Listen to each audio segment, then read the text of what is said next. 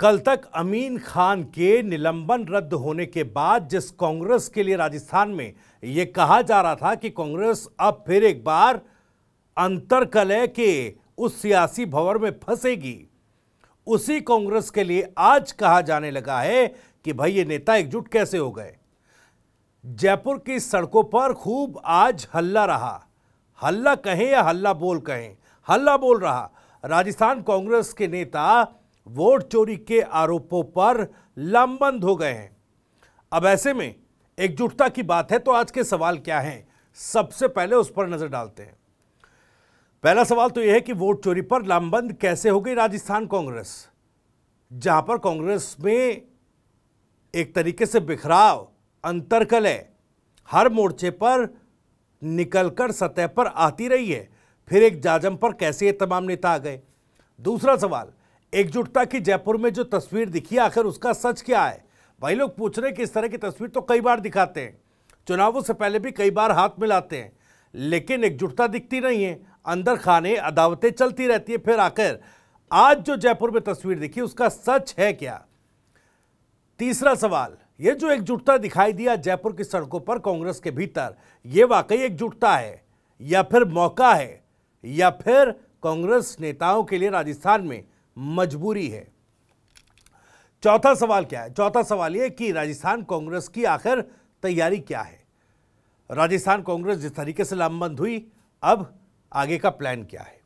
इन्हीं तमाम सवालों को टटोलने की कोशिश करेंगे। वीडियो में आगे बढ़े उससे पहले आपको बता दें, राजस्थान की राजनीति, उसके सटीक विश्लेषण और अंदर की खबरें दिखाने वाला स्पेशल शो इनसाइड स्टोरी के साथ मैं हूं भविष्य त्यागी।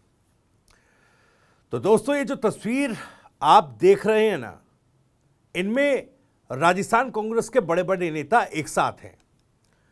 और अगर आप राजस्थान की राजनीति के फॉलोअर हैं तो ये नजारा किसी चमत्कार से कम नहीं है। क्यों? क्योंकि पिछले कई सालों से इन चेहरों के बीच दूरियां, राजनीतिक खेमेबाजी और कटुता किसी से छिपी नहीं है। गहलोत पायलट की अदावत तो पूरी दुनिया जानती है और उसके अलावा भी पार्टी के अंदर छोटे छोटे पावर सेंटर हैं। लेकिन आज जयपुर की सड़कों पर कुछ ऐसा हुआ जिसने सबको चौंका दिया।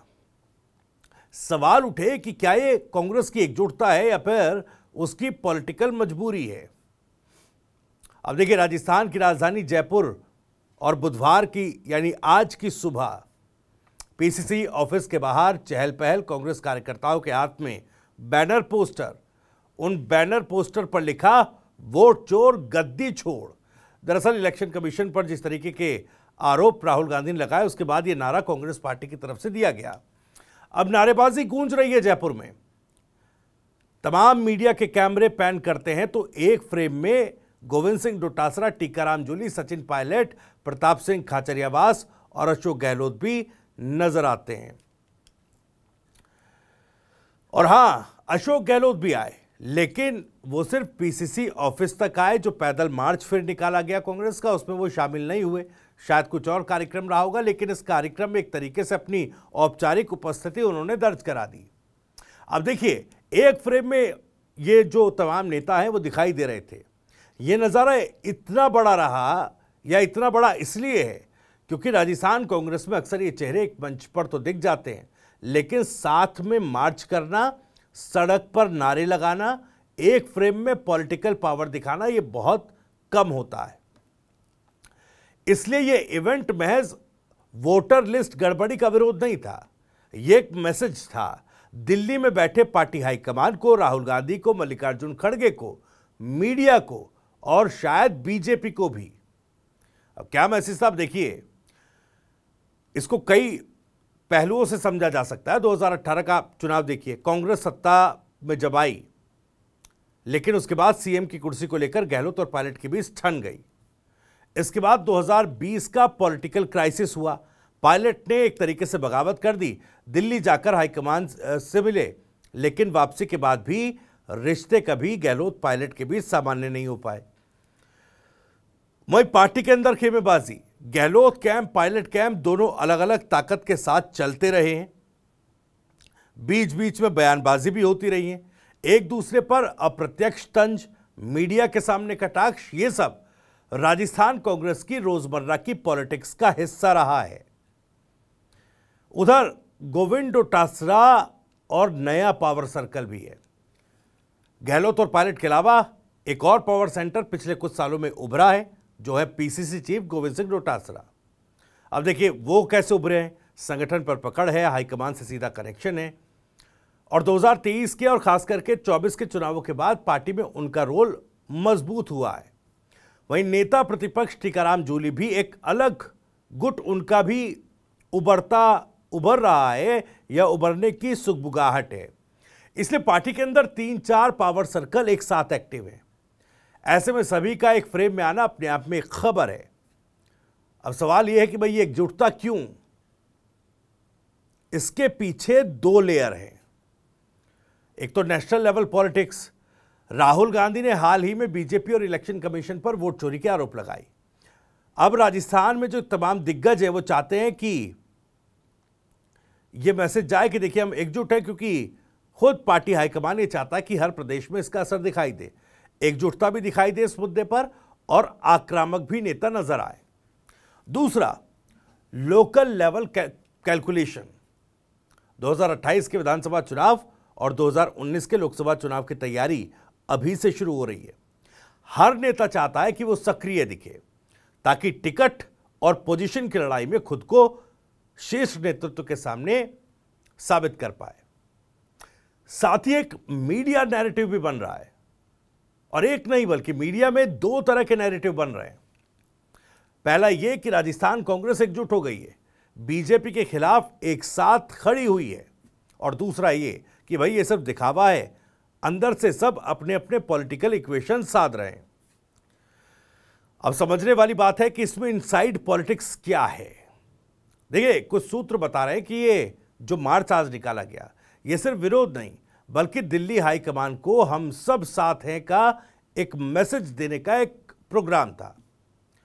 गहलोत पायलट के बीच भले ही दूरी हो, लेकिन फिलहाल किसी को भी पार्टी लाइन से बाहर जाकर लड़ाई लड़ने का फायदा नहीं दिख रहा है। डोटासरा और जूली के लिए यह मौका था कि वो खुद को नेता साबित कर सकें, सिर्फ संगठनात्मक चेहरा ना बने रहें। उनकी ताकत क्या है? क्या वो पार्टी को, तमाम नेताओं को एक मुद्दे पर एक जजम पर ला सकते हैं? ये दोनों ही नेताओं के लिए एक बड़ा मौका था, उन्होंने इसको इस मौके के तौर पर लिया। साथ ही साथ अब देखिए 2028-2029 का भी इसमें एंगल है। 2028 विधानसभा जो चुनाव होने हैं उसमें पायलट को सीएम फेस बनाने की मांग पर फिर से सियासत हो सकती है, फिर से उनको मुख्यमंत्री फेस बनाने की मांग जोर पकड़ सकती है।